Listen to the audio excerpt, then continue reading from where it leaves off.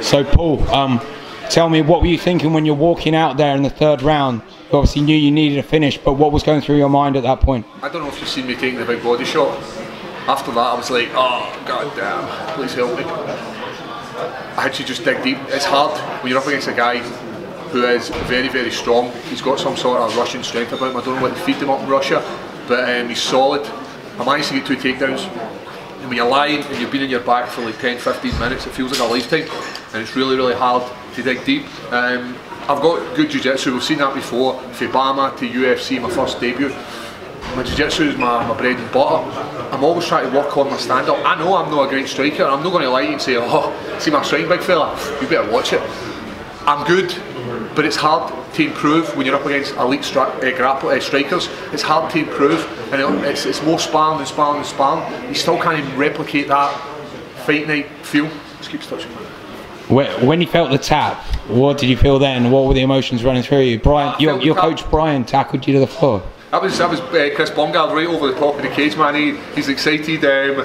As we all were. Could you hear that noise? The fans for the UK and around the world.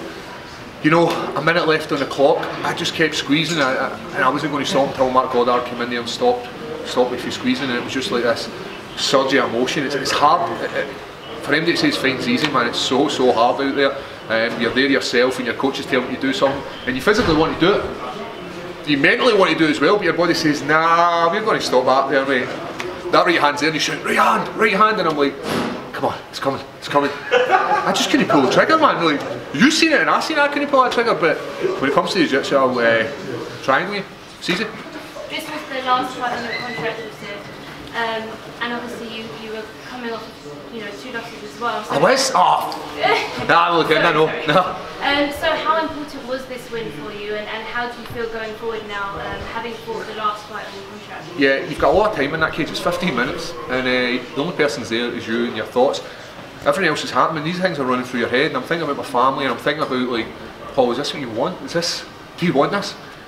And you're digging deep, and it's hard because other guys digging deep. This was UFC debut, and he's a tough opponent, and I just had to dig deep. But I just kept thinking about my daughters and how much I've taken away from them. Like time with my family, to go into the gym and train, freezing cold, raining, you name it, I'm in that gym. It's horrible, it's a horrible existence. Everybody that says fighting in the UFC is brilliant, it's hard.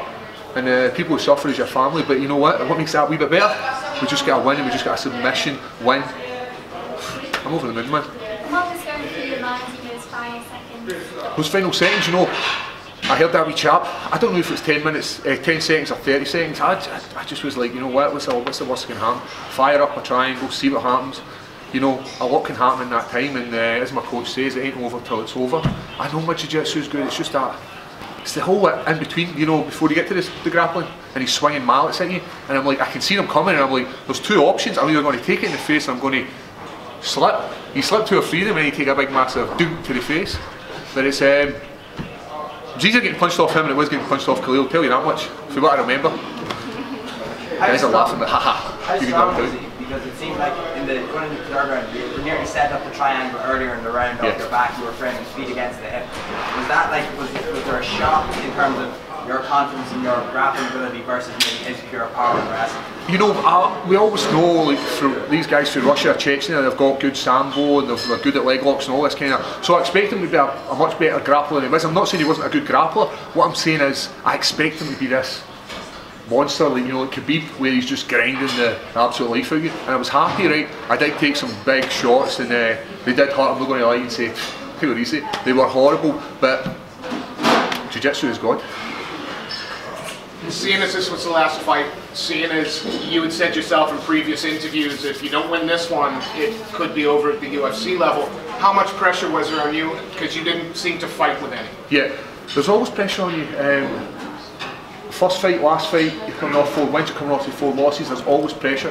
Now, I don't really know if I've done enough to get my new contract renewed. Like, we never know, the UFC have got this massive roster, and if I was there away and I was watching that, I'd be like, mate, you're getting no contract.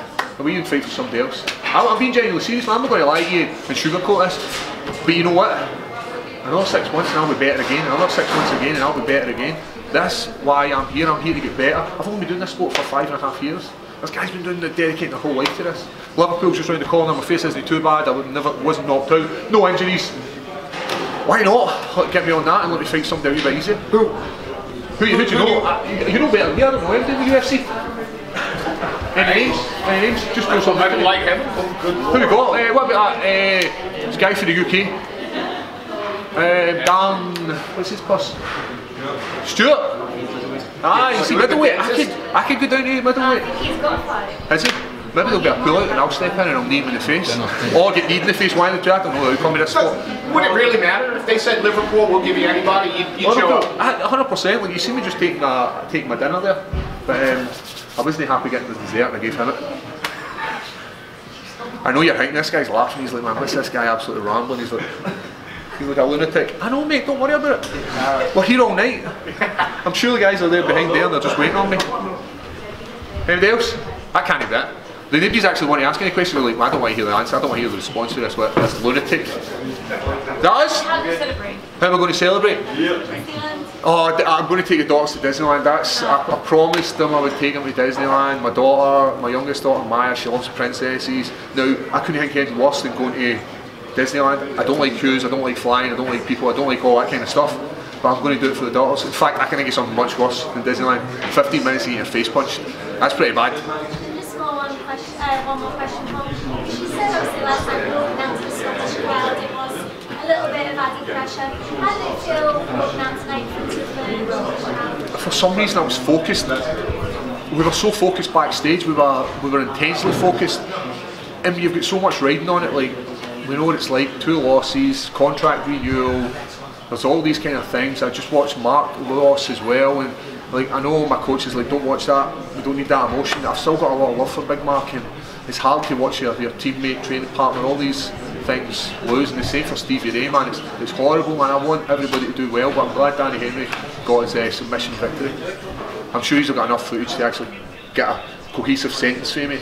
There must be something. This guy's loving it. He's like, man, let's get on. What's your name, man? What's your name? Go on, tell me your name. I'm here Tuesday. What's your name? Big guy, talk to you. Pizza Carol. Carol, how you doing, mate? You're loving life, mate. You're just pissing your fillies, mate.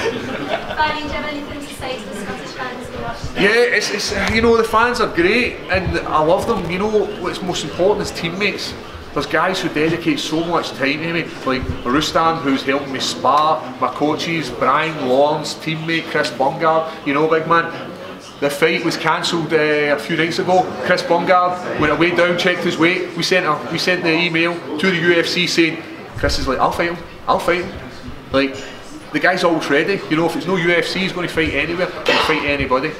And finally, you always get something done after every fight. You get a tattoo or a piercing. What are you going to get? I don't know, any suggestions? Did you just say a cock ring? Yeah. Cock ring? Well, why not?